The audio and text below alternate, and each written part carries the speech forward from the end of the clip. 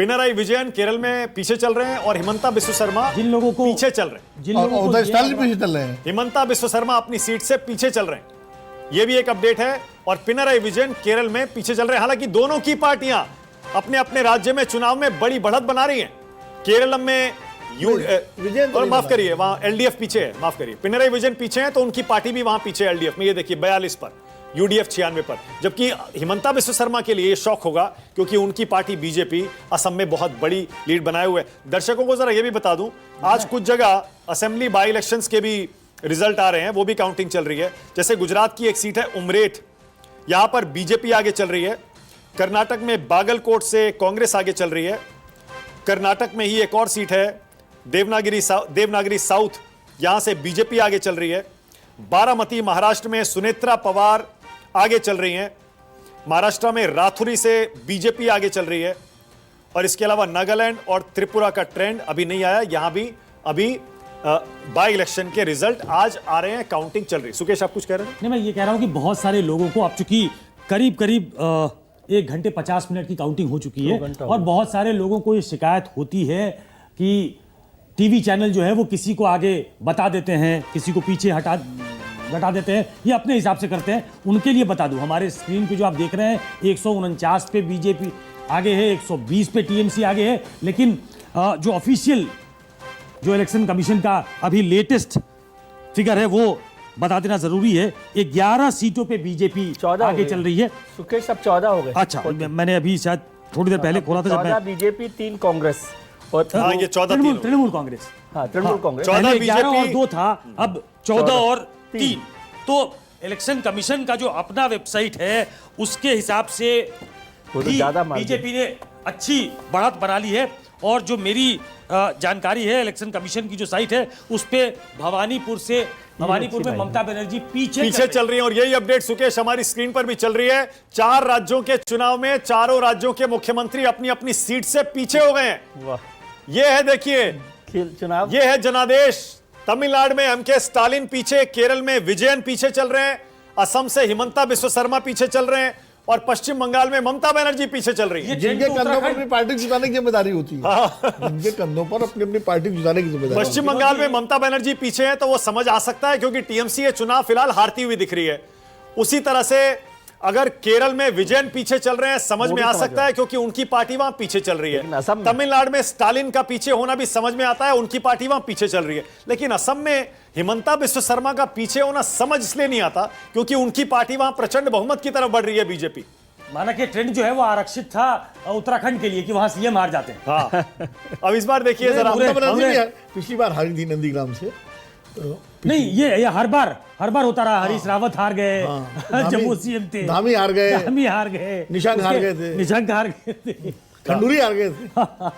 नहीं, और सही बात है, पार्टी की बड़ी जीत में अगर पार्टी के सीएम या बड़े नेता हार जाएं तो वाकई ऐसा लगता है कि बताइए लहर में भी जीत नहीं पाए। ये आपकी स्क्रीन पर बीचों बीच देखेंगे आप 151 बीजेपी और 118 टीएमसी। ये है इस समय 2 घंटे की काउंटिंग के बाद पश्चिम बंगाल के रुझान। अब मैं शुरुआती कहना बंद कर रहा हूं क्योंकि अब ये रुझान स्टेबलाइज हो रहे हैं। हालांकि अभी भी ट्रेंड्स हैं। इलेक्शन कमीशन की वेबसाइट से अगर इनका मिलान करेंगे तो इलेक्शन कमीशन बोल रहा है 294 में से जो अभी ट्रेंड्स आए हैं उसमें 14 में बीजेपी आ गया, तृणमूल कांग्रेस 3 पर आ गया। 14 और 3 इलेक्शन कमीशन बोल रहा है, बीजेपी 14, तृणमूल कांग्रेस 3। जबकि हमारी स्क्रीन पर आप देख रहे हैं ये लेटेस्ट है, बीजेपी 153, टीएमसी 118 और 147 का बहुमत का आंकड़ा होता है। आप अंदाजा लगा लीजिए, बीजेपी बहुमत के आंकड़े को 2 घंटे की काउंटिंग के बाद रुझानों में पार कर चुकी है।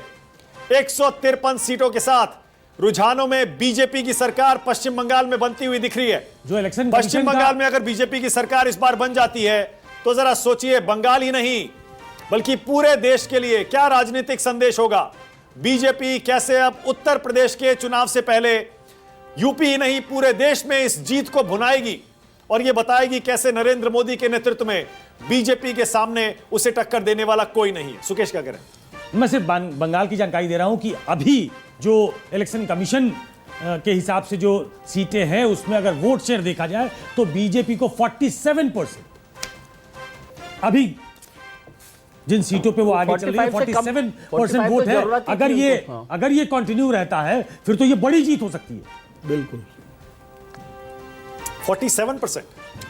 पिछले चुनाव में याद करिए, 38%। पिछले चुनाव में आपको रिजल्ट बता देता हूं, उससे आपको और अच्छा अंदाजा हो जाएगा।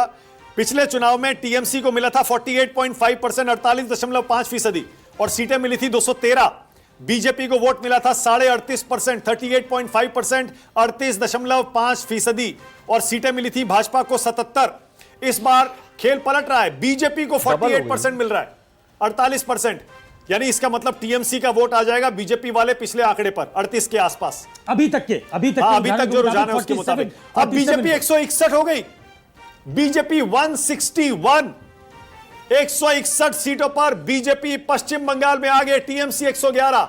ऐसा लग रहा है पश्चिम बंगाल में बीजेपी की सरकार आ रही है।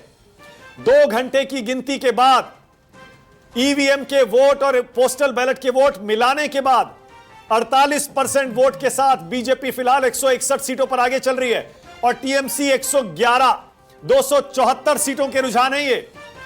यानी अभी भी 19 सीटों के रुझान आना बाकी। उन 19 सीटों में से अगर 8-10 सीटें और बीजेपी अपने पक्ष में कर ले रुझानों में, तो यह आंकड़ा 170 के पार हो जाएगा। 293 में से 170-175 सीटें अगर बीजेपी जीतती है तो इसे बड़ा बहुमत कहा जाएगा और पूरा चुनाव पलट जाएगा। पिछली बार 77 सीटें जीती बीजेपी, इस बार 160-170 तक जीतती हुई यहां से दिखाई दे रही है। 274 ये है हमारे पास रुझान।